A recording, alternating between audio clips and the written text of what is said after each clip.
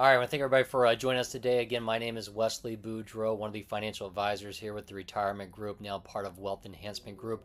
And we're going to do today, we're really kind of digging into kind of that transition process from being an employee to a retiree and what it kind of means in order to successfully do so.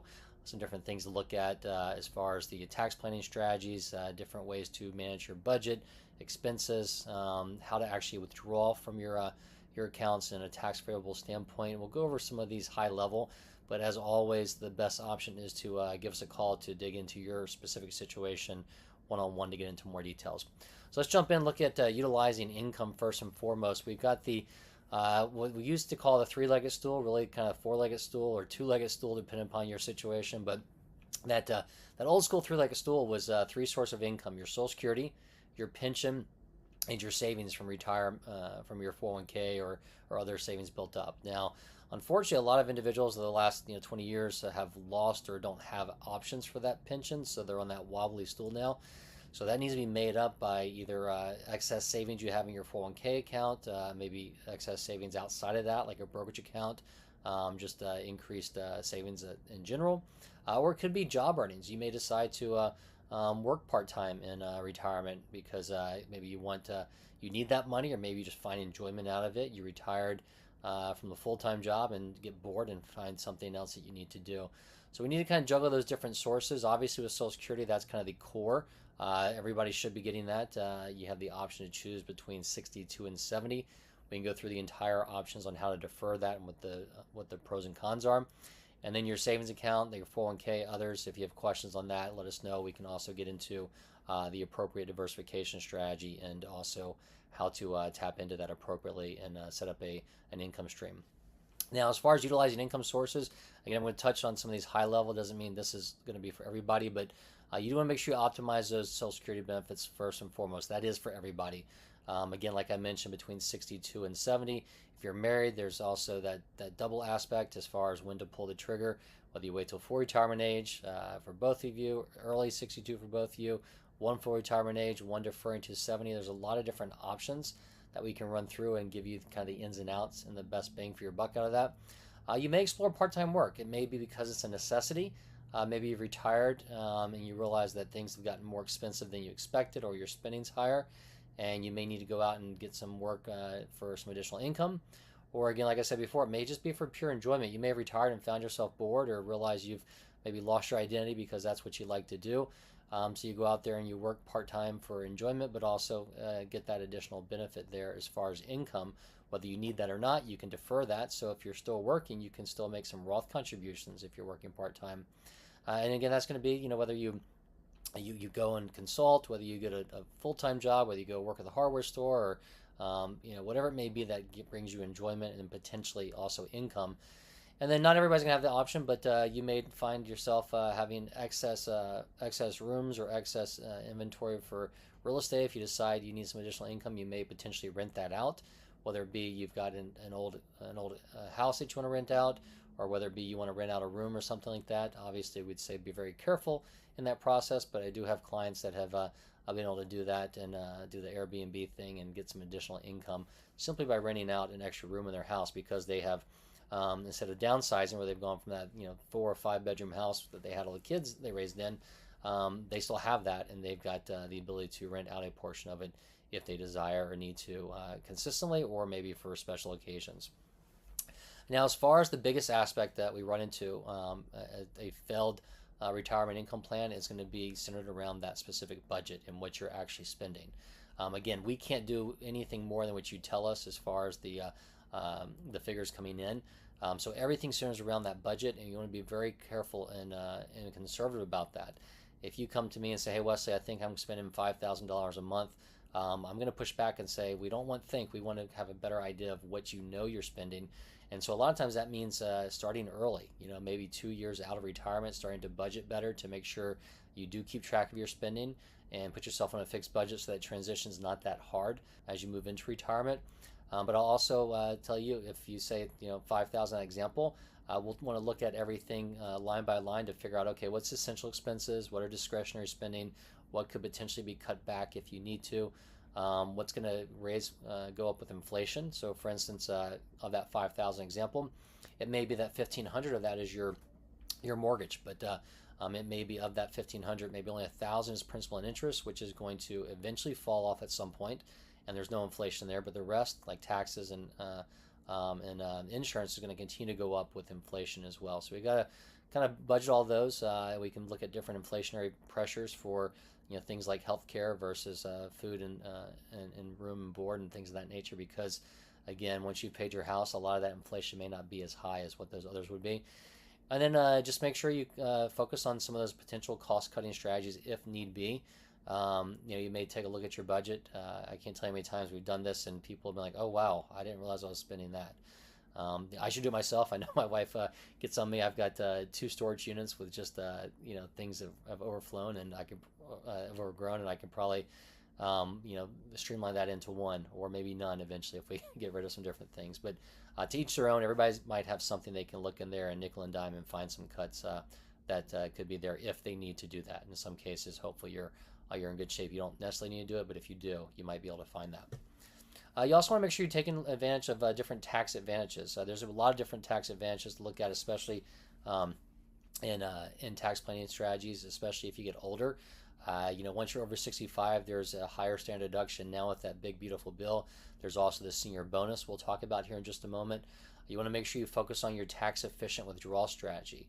Depending upon those buckets we talked about before, where they may be, if it's after-tax money, if it's tax-deferred or tax-free, there's different strategies as far as how to attack that and how to mitigate taxes in the long run for yourself and for your extended family.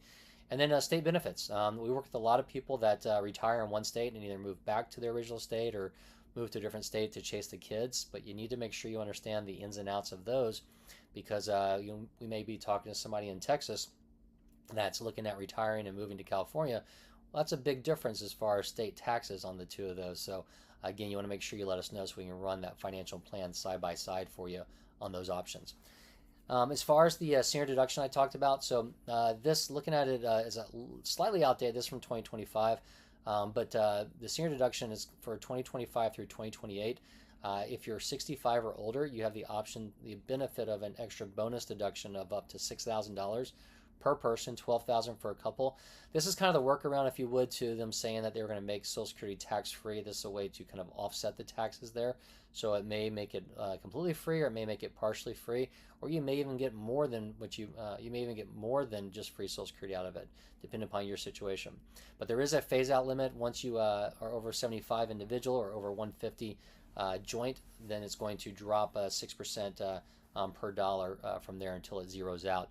But this one you see, if you're under 150,000, this example, the standard deduction 31,500. That's what it was last year. It's now 32,200 plus some additional embedded bonuses for seniors. But then there's that extra 12,000 in this example for a married couple. So in this case, then there's 46,000, so 47,000 or so that they can get. That's going to be tax free before they actually start paying taxes. So that's going to go to that discussion later on as far as managing where you take your money from and making sure that you take full advantage of all the different tax benefits. So if you're making over 150 or over 75, that does get phased out. So again, this example, we're looking at a couple at 180. So they're phased out. That 30,000 above 150 is going to drop by 6%. So it's going to be 1,800 each. So in this case, instead of getting that full $12,000 of extra bonus deduction, only getting 8,400. So this comes into play. Used to be we juggled Roth conversions with just the potential IRMA brackets as far as extra Medicare premiums.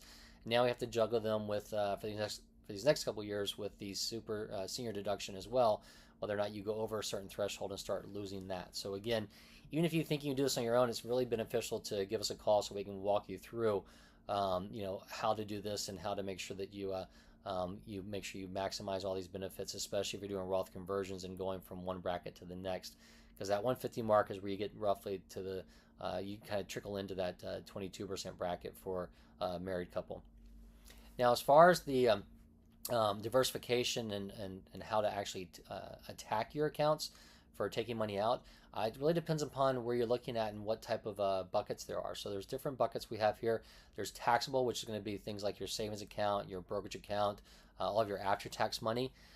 There's tax deferred, which is typically your 401k, where you've made those pre-tax contributions. You've got company match in there. Maybe you've got IRA contributions you've made, you've taken that tax deduction on the front side, but eventually when you take that money out, you're paying 100% income taxes on it. And there's the tax advantage. Maybe it's a municipal bond portfolio, but the one we see most is going to be Roth IRAs, maybe HSAs, which is something not to overlook as you get older as well, because it's like a Roth IRA essentially. But the Roth IRA is the one that most people have. They may have either made contributions to a Roth IRA, may have converted to a Roth IRA, may have some Roth 401ks to look at as well. But the question is, how do we actually go in there and take distributions? Let's assume that I sit down with somebody and they tell me, Wesley, we need to take out $7,000 a month for the next 3 years until our Social Security kicks in. They were going to take out maybe $5,500 a month or something like that. So the question becomes, how do we actually take that out? Well, if they got everything in a 401k, then it's a simple aspect. If you only have one source, then you have to take it from that source. But the old rule of thumb is that you don't want to pay taxes. You want to defer those as long as you can. So the old rules were always, take out your taxable accounts first. So that first tax bucket we talked about, the tax deferred second, which are the ones you're paying taxes on. And you want to look at the tax exempt bucket third because you want to defer that as long as possible, let that grow as long as possible. But in reality, the best option is going to be different for every single person. Going back to that example I just came up with, what did I say, 5,000, or what did I say, 7,000 now, and then maybe 5,000 later. It may be that this individual or this couple has got both all three. They've got some after-tax savings they saved up over the years. Maybe they saved up 150, 200,000 in a brokerage account. Maybe they've got their bulk of their assets are probably in their 401k or an IRA that are going to be tax deferred, that second bucket. And maybe they've actually converted or done some options where they've got some after-tax money in that Roth IRA as well. So our conversation would be around looking at what do they actually need. So in that case, I'm going to do quick math on the fly here. So I gave a $7,000 example. So $84,000 a year of spending they need right now, plus taxes and inflation. So maybe they need $95,000 or something like that in order to kind of net all this. So with that case, that $95,000, that's going to put them in the 12% tax bracket. They're under that 12% bracket. So in theory, these people could even actually take more than they want if they want to do some Roth conversions in that 12% bracket, which I'd argue is probably one of the best brackets we've ever seen and ever will see. But it could be also that they're juggling and saying, okay, well, we want to take some of this from our after-tax money in order to have more Roth conversion options. We could fast forward to when they're actually taking Social Security, and they may say, okay, well, let's take at least enough, that 46,000 we talked about before, if they're over 65, at least take that out at a minimum from our tax deferred accounts because that's going to be tax free. And then beyond that, we can figure out, okay, are we looking to layer more in that 10 and 12% bracket, or do we want 100% tax free income and we want to tap into our savings account? So it's really unique and different from person to person, but we get into all this when we run that cash flow analysis for you guys. Now, as far as other ways I mentioned before, cutting costs and things like that, one of the biggest aspects is trying to get that budget in line and pay off some debt and obligations. A lot of times we'll sit down with individuals and say, I'm not retiring until all my debt's paid off, which is great, kind of the Dave Ramsey approach. But in some cases, it's okay to still have a mortgage on there, especially if it's kind of a lower interest fixed payment. But if you got high revolving credit cards or things of that nature, that's where we need to get that in check. And I am cautious when I talk with people about this. There are ways to pay that down, and it could even be that you're taking a withdrawal to do it. But what I want to make sure is if you pay that down, you're not just going to turn around and grow it right back up, because then you're just getting yourself into a cycle where you've paid that down and you're redoing it. So you want to make sure about maybe potentially if you have risk of that to limit your credits. You can actually call them and reduce your cap on the credit limit there as well. But pay down the high interest rates. Then if you need to, you can consolidate. Maybe you've got a mortgage, or maybe you've got a home that's fully paid for. You could do a home equity line of credit to get lower interest rates there. But again, if you are looking at needing money, that's where you need to kind of look at whether you take withdrawals, what the tax ramifications are there, versus any new loans. If you need money, then chances are you may not be ready to retire. So be very careful about that in the planning phase. As far as healthcare. Now that's one of the biggest costs we see. We've seen the Fidelity reports year over year, how the inflation pressure has hit healthcare heavier than what it has your normal expenses. So you want to make sure you manage that. You can manage the Medicare and supplemental plans, whether you're employer gives you some retiree medical benefits or not. You want to look at the different options as far as whether you're looking at Medigap or not. So we can kind of go through some of those questions with you. Preventive care, utilize some different free services in some cases, or maybe low-cost screenings, maybe free vaccinations and things of that nature, but just make sure you understand your plans and how they correlate to what you can get out of there. And hopefully you've been lucky enough in these last couple of years to have access to an HSA. If you do have one, it's important to look into that and saving for it, because again, it's going to grow like a Roth IRA. It's going to be tax-free and tax beneficial on the contribution side as well. But if you're able to build that up and come retirement, you've got access to that for some additional medical expenses as well, which can cut down on tapping into your other savings if you need be. And as far as preserving your nest egg, this gets into more broad-based investment planning, but it really gets into, once we run that cash flow analysis and find out what you need to get. Let's say we run it and you need, a 3% rate of return, or 6.5% rate of return, or 7.5% rate of return.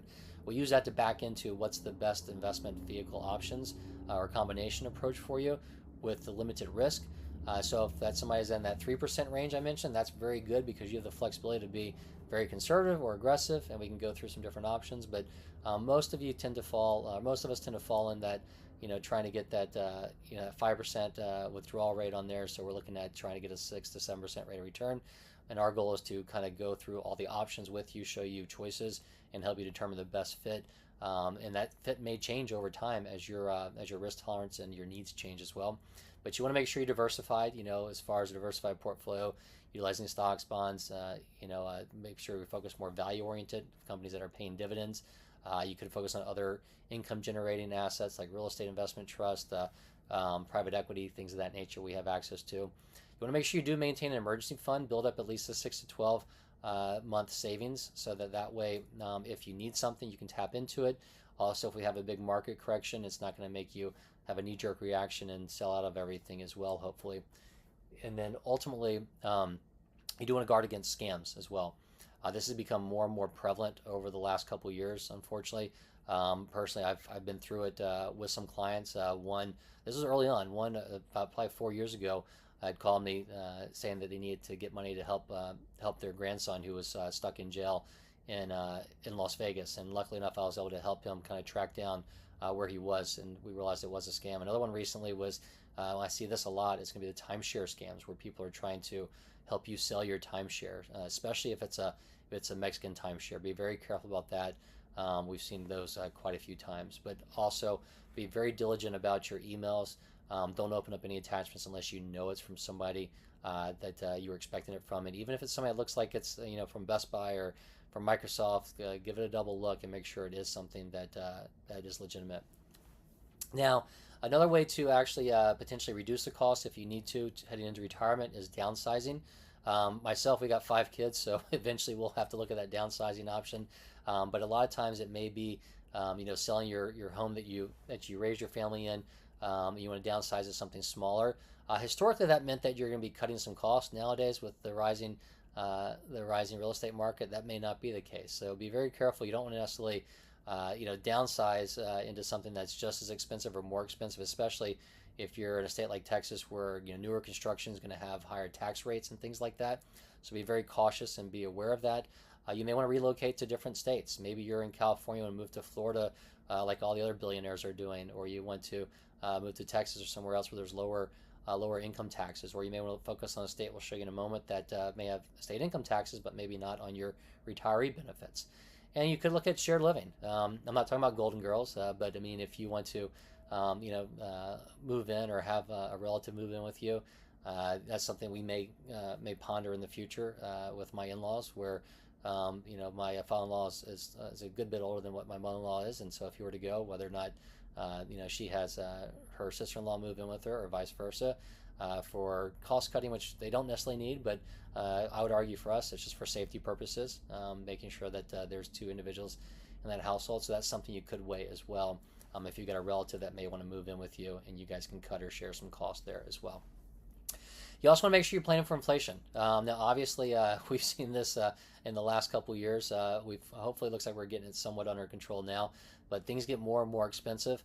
I actually was just laughing the other day because my son brought home the world's finest chocolate to sell, And I can remember when I was doing this in the 80s, you know, it was, you know, a dollar and pretty good sized chocolate bars. Now it's, I mean, I think they're about this, maybe a finger and a half thick. It's like a pencil almost now, and it's $2. So again, you know, inflation, shrinkflation's happening. We see it everywhere. So there are ways to mitigate that. As far as investing, you want to make sure you've got a portfolio that does keep up with inflation. And on the fixed income side, and the cash side, if you want to look at Treasury inflation protected securities, things like that will help you stay up to date with inflation. You want to make sure you adjust your spending annually and look and monitor at what your specific inflation is. There's a CPI, CPIE, CPIU, but there's really the CPI, Consumer Price Index, for what you're spending. It may be that you've got sunk cost in your house, so there's not much inflation there, but you've got high medical cost. Maybe you're going out to eat more often, and that's rising. So you may want to look at cutting that back. But be flexible and stay prepared. Stay flexible and be prepared to monitor what your financial situation is and how it does change with inflationary pressures over time as well. So I mentioned before, not every state's going to charge you income taxes. The ones we talk about all the time, obviously, you know, Nevada, Florida, Texas. But if you look at this, there's actually about 8 that don't have state income taxes. So Alaska, Florida, Nevada, South Dakota, Tennessee, Texas, Washington, and Wyoming. If you look at that map, there's some different color coding there. The very dark ones are the ones that have higher income taxes. So you look at, you know, California, Hawaii, New York, the common culprits we see where you've got high income taxes. So again, it's something to be aware of. I've worked with individuals retiring in Texas and moving back to California. So we want to run the cash flow analysis side by side, showing you, okay, here's what it looks like in Texas, here's what it looks like in California, just so you know, this is going to cost you, let's say, $400,000, $500,000 more in the long run over the next 30 years. Or it could be somebody that's looking at following their kids to a different location. We can look at those side by side to figure out what the best option may be for you, but make sure you aren't shell-shocked when you get to one of these states and realize, gosh, my money's not going as far as what it did before. And then in some cases, some of these states, they may have state income tax, but they don't actually tax you on Social Security and sometimes pensions. So Hawaii was one of the big ones we talked about before. That was dark in the previous slide. But in reality, it may not be as big of a hit to you if you're going there as a retiree and you get Social Security and you get a pension. So in this case, they may have high income taxes, but you're not getting taxed on your Social Security or your pension. So again, it's important to look at all of these side by side and really review what your comparisons are. Some other considerations: some states, like we just mentioned, don't tax Social Security and pensions, but they do it at different levels. Some may have different gaps where you know, only a portion is taxable.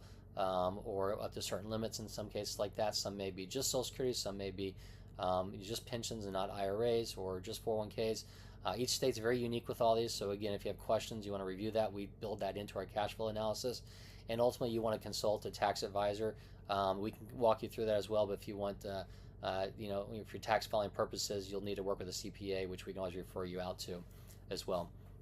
But to kind of wrap a lot of that up, I mean, really, all this kind of comes into one-on-one planning and looking at what your specific situation looks like. Have you saved enough money? Are you ready to retire? If you do retire, where should you retire? How do you tap into that? How do you manage the investments? How do you manage the distribution cycle? And all that can be done by a cash flow analysis. Right now, about 3/4 of Americans over 50 don't even have a written plan. But if you spend about 10 minutes with us, 10 to 15, could be longer, we can help gather some of that data from you, your different information like your income sources, what your budget is. We can help you streamline that as well. We'll run a full financial plan to show you where you stand, not just now, but the next 20, 30 years. This would also help you determine, you know, when the right time is to retire. Should I take a pension, or should I take my pension as annuity or a lump sum if I have it? How am I going to calculate my benefits from work? Should I should I accept a severance? Should I defer into a next year? We go through all those different options as well. But ultimately, it's going to look at now and then, 20, 30, 40 years down the road, depending upon how far you think longevity is going to go in that case. And it'll be the rough draft, if you would, and then we can go back and we can tweak that with updates after we have a deeper discussion on what you're looking at. So just kind of wrapping back up and reminding everybody who the Retirement Group is and who Wealth Enhancement Group is. We are an independent financial advisory firm that focus on working with corporate employees, helping them transition into retirement. The Retirement Group's been doing it for about 30 years or so. Myself and a lot of other advisors have been at the Retirement Group for 10 plus years. But what happens is our advisors kind of work with a select few companies, so that way we know them inside and out. So we can help you with your benefits planning, help you in that transition phase to make sure you don't leave anything on the table and you maximize what your company is going to give you.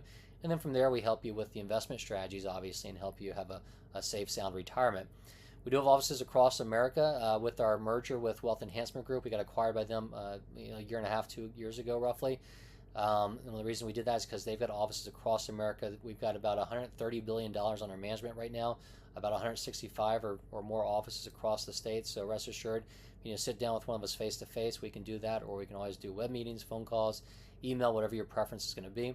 But again, our knowledge on your specific plans is key, and our complementary cash flow analysis we just talked about is also key to tie all this together to see what your specific spending situation is, what your inflation numbers are, what your budget looks like, what your assets look like, and how do you actually tap into those and turn that into a paycheck throughout retirement. So with that, I'm going to take 2 of the questions that came through. If we have others we missed, we'll follow up with you. But if you want to schedule a meeting, you can reach out, ask for myself, or you can go to info@theretirementgroup.com. You can ask for Wesley or one of the other advisors. You can also call us at 800-900-5867. There's a couple QR codes here, one to schedule in a meeting, get into our calendars, another one to get into our LinkedIn page if you want to actually look at going into one of the LinkedIn pages for one of our specific companies that we work with, so that way you have more information as far as what you're going to be doing there. Okay, so some of the questions. One that I'm looking at here, how is my pension taxed differently if I take the lump sum or the annuity? So this goes back to, again, we talked about that three-legged stool. This person, I guess, is lucky enough to still have a pension, and we do work with a lot of companies that have pensions.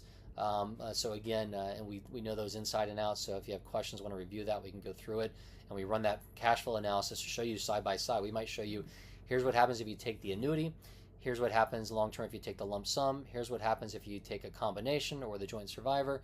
But the taxation on these, getting back to the question, is if you're taking an annuity, you're getting that payout on a monthly basis, whether it be joint survivor annuity or single life annuity, that's going to be taxed 100% as that comes out to you. So let's say that your annuity is going to give you $5,000 a month for the rest of your life. That $5,000 is going to be taxed, and you can set up your paperwork so they have taxes withheld from there. But that $5,000 is not going to grow. It's going to be $5,000 now. It's going to be $5,000 in 10, 15, 20 years. So your purchasing power will erode and shrink over time, but you will be paying tax on that $60,000 income.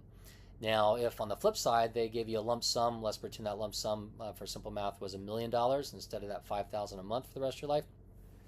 That $1 million, if you took it out and cashed it out, then yes, you'd be paying tax on that full amount.